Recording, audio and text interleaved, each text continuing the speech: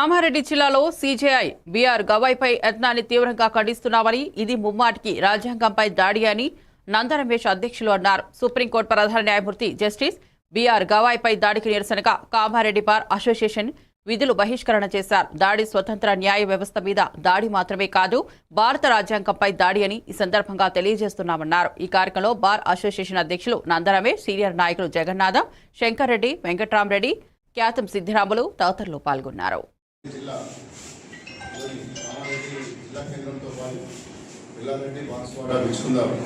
భారతదేశంలో కూడా ఏకగ్రీవంగా తీర్మానం చేసి ఈరోజు విధులు బహిష్కరించడం జరిగింది.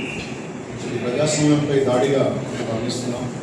న్యాయ వ్యవస్థపై బాధ్యత, న్యాయ వ్యవస్థను కాపాడుకోవాల్సిన బాధ్యత భారత పౌరులందరిపైన కూడా ఉందని ఈ సందర్భంగా నేను తెలియజేస్తున్నాం. ఎవరైతే ప్రధాన న్యాయమూర్తిపై దాడి చేసిన వ్యక్తి ఇప్పటికే బార్ కౌన్సిల్ ఆఫ్ ఇండియా చర్యలు తీసుకోవడం జరిగింది, వృత్తిపరంగా చర్యలు తీసుకోవడం జరిగింది. కాకుంటే దాడికి సంబంధించి కూడా అతనిపై ఇంకా మిగతా కేంద్ర ప్రభుత్వం వెంటనే చర్యలు తీసుకోవాలని కూడా ఈ సందర్భంగా మేము డిమాండ్ చేస్తున్నాం. ఈ న్యాయ వ్యవస్థలో భాగంగా విధులు నిర్వహిస్తున్నారు.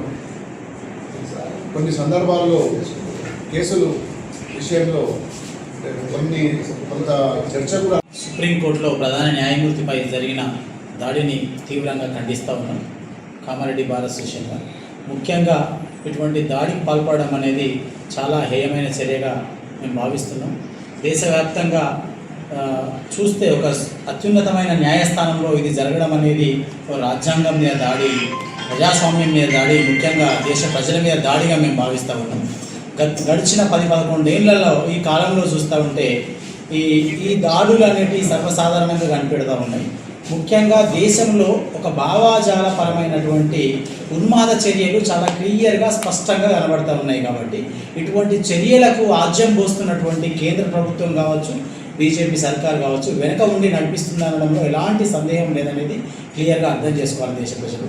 ఎందుకనంటే గతంలో ఇప్పుడు ఆయన దాడి చేసిన తర్వాత మళ్ళీ ప్రధానమంత్రి నరేంద్ర మోడీ ఒక స్టేట్మెంట్ ఇవ్వడం, నేను ఆయనకు ఫోన్ చేసి మాట్లాడిన సీజీఐ తోటి అని చెప్పడం అంటే ఈ దాడి వెనక